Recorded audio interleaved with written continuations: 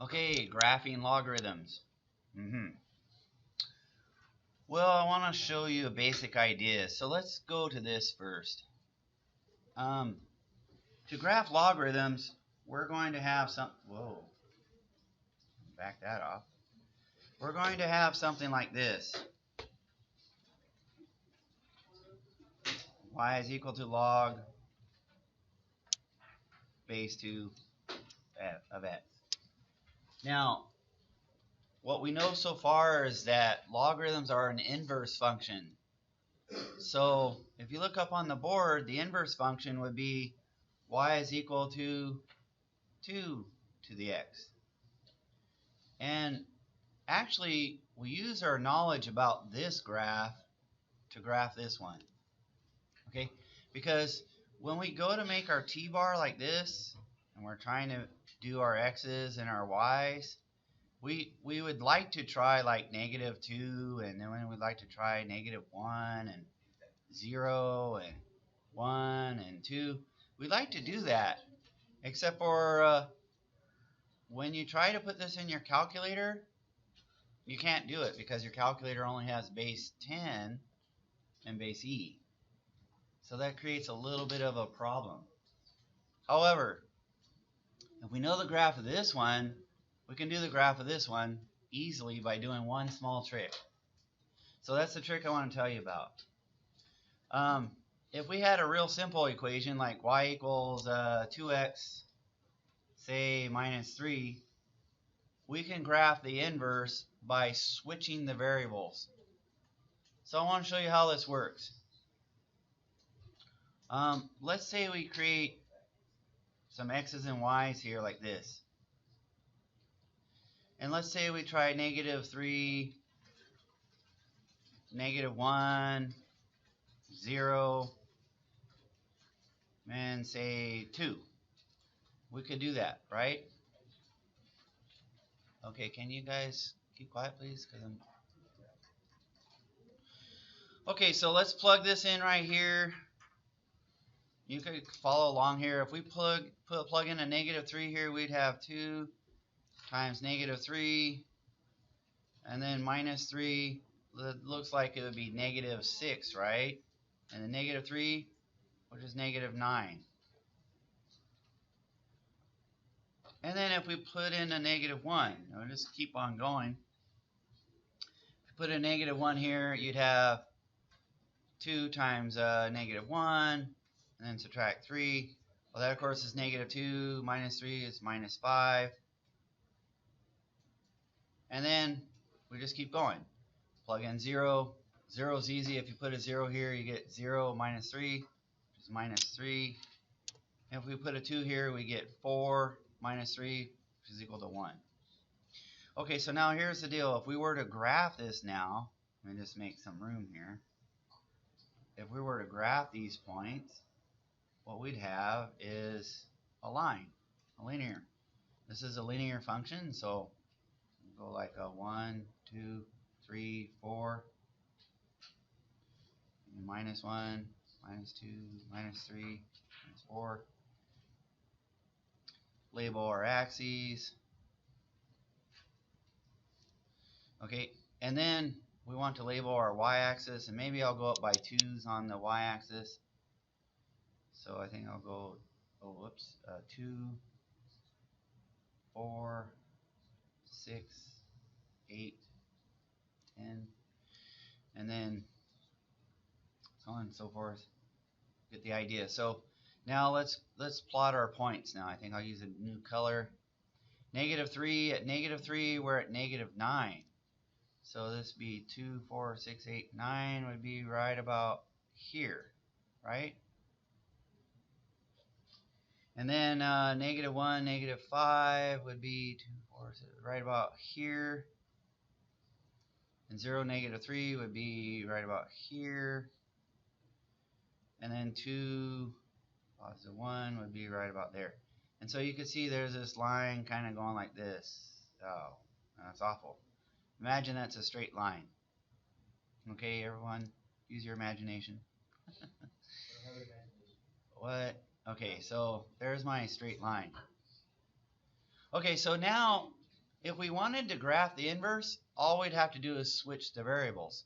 So if this were equal to our function f of x, all we'd have to do is switch the variables. So the inverse, this is a nice little secret about functions and their inverses. There's a relationship between these two. All you'd have to do is put these y values over here. And so you'd have -9, -5, -3, and 1. And then the y values, we'd move these x's over here to the y values. And so for the -9, we put -3. And then we put -1 here, and just keep on going here. And put a 2. So this is that switched variable idea. You can switch the coordinates, and then you can plot the inverse function. So the inverse function I'm going to plot now with red. And to do that, I have to go out this way a little bit farther. -6. I should have done this a little bit smarter. Negatives. Here, let me write these points over here. -9, -3, -5, -1, -3, 0, and then 1 and 2. Alright, now make sure you understand this because this is what we're going to use for logarithms. Let me erase this now.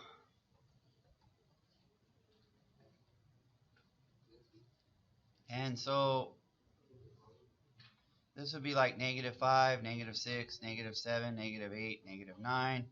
And then down 3 would take us to right about here. And then -5, -1, that would be right about here. And then -3, 0, that would be right about here. And then 1, +2 would be right about here. And so you can see the inverse function is right here. And again, once again, imagine this is a straight line. Eventually they'd crisscross right around there, and you'd have the inverse function. So here's the inverse, f inverse. Okay, and here's our original function, f of x. Now notice something about this. This happens for all functions and their inverses. There is a line of symmetry. The line of symmetry is always going to be this. Y is equal to x. And so there's like a line of symmetry that goes down like this. And it will pass right through the middle there. And it goes right down the diagonal here. Like this. And it's kind of a line of symmetry. Okay? So anyhow, yeah, no problem. We'll see, I hope well. That's all right. Okay, so now let's return to our problem that we were talking about earlier. If we want to graph y is equal to, please, by the way, put this on your note. Put this on your note somewhere. If you want to do log base 2 of x, the way we can graph it is by graphing this one first. We could do y is equal to 2 to the x. And then what you can do is switch the variables. It is pretty simple. So to graph this one, we would use x here, and then we'd use y here, and we'd use our default values like 2, -2, -1, then we have 0, 1, and 2. And we've done this before, so I'm just going to put the values here. We already know this, or we should. So if you put in a -2 here, you're going to get 1/4. You're going to get 1/2 here. You're going to get a 1, and then a 2, and then a 4.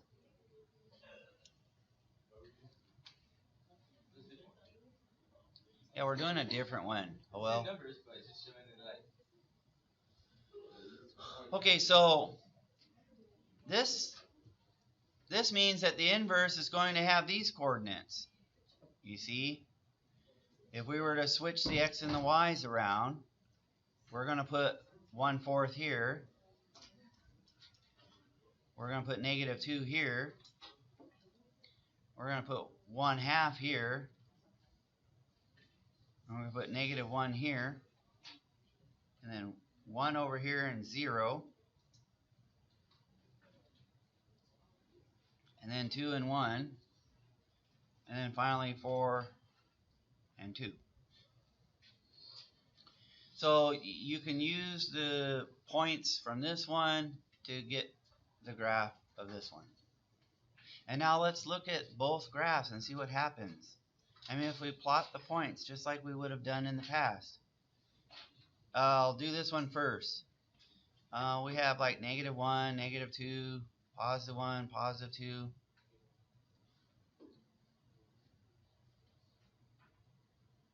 And remember, when we do the exponent function, we have an asymptote, right? There's an asymptote right here. In fact, I'll draw that in red.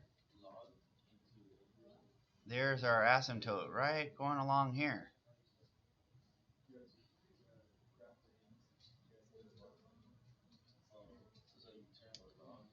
Okay, now if we plot these points,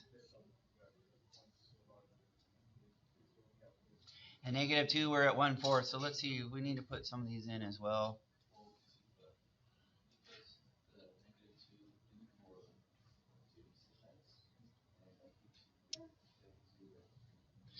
So we're about 1/4, so we have a dot right there.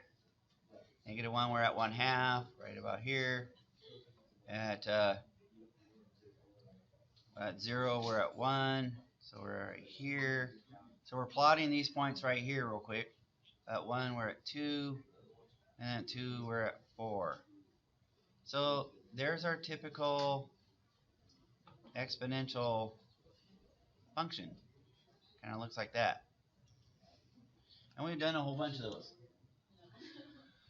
Any questions so far? We just plotted those points right here.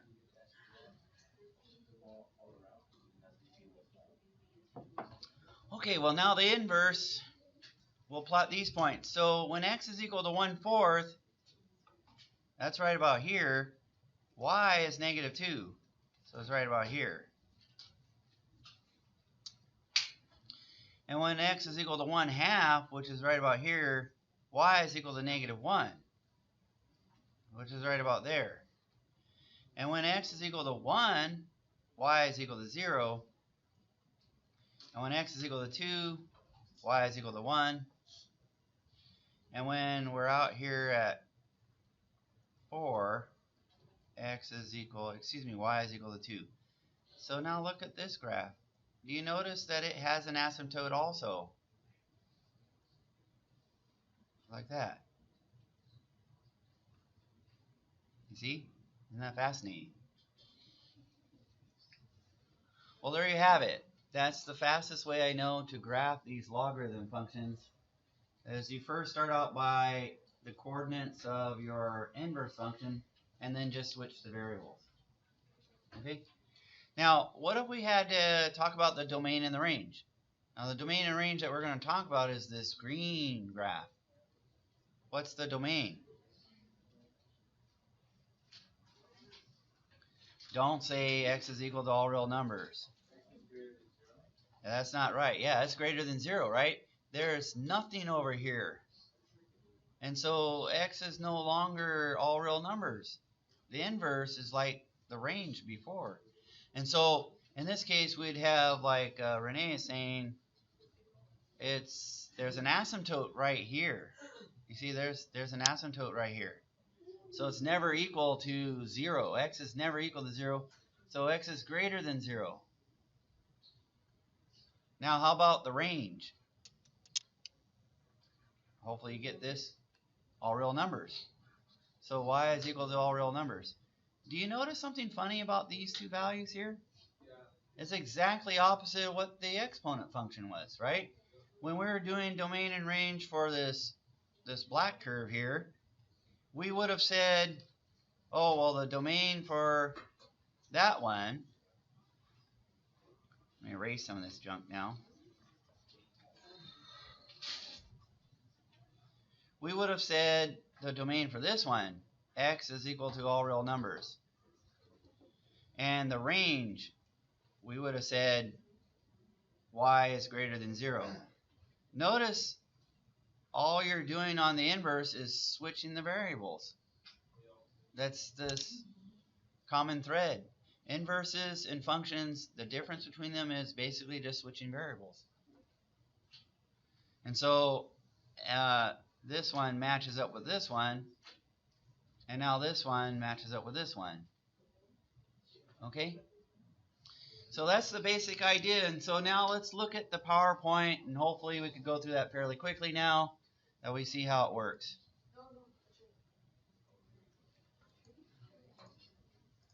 That's what we did yesterday. This is also in your book, so I'm not going to talk too much about it. We just did this. So things that you should know, there's a line of symmetry. Talked about that line of symmetry. Shh, I'm almost done. The inverse function has an asymptote. The asymptote now is y is greater than 0, or think of it as the y-axis right here. Also, if we do a decay function, the inverse would be very similar. It would be reflected across this line here, and so there's our logarithm that would represent a decaying function. So you can look at this in the book. You don't have to worry too much about it.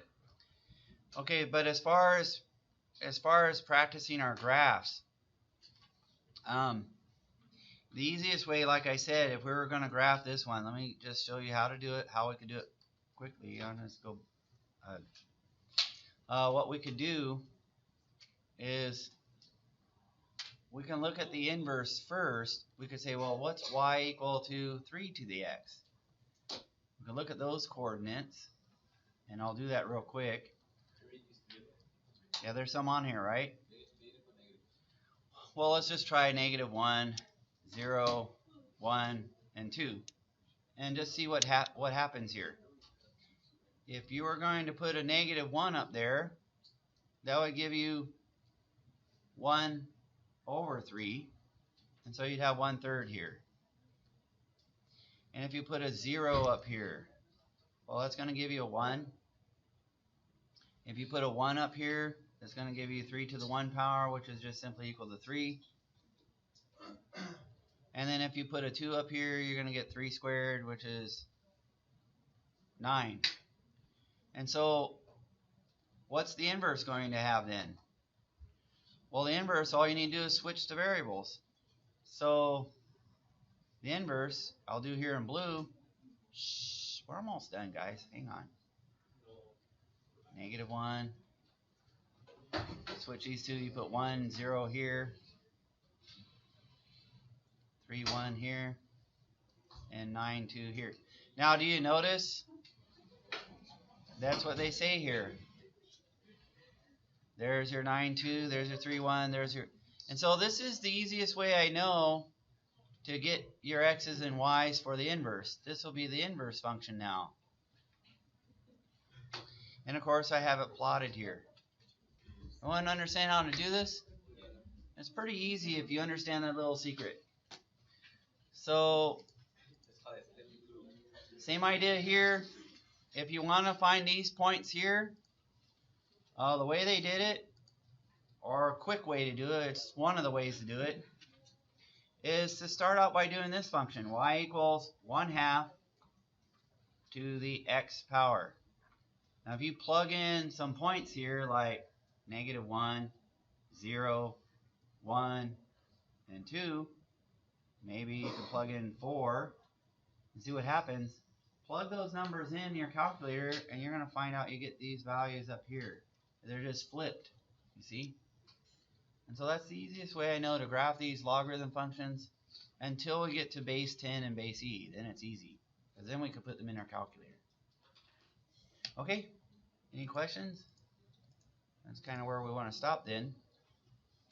and I'll let you work on this assignment the rest of the period.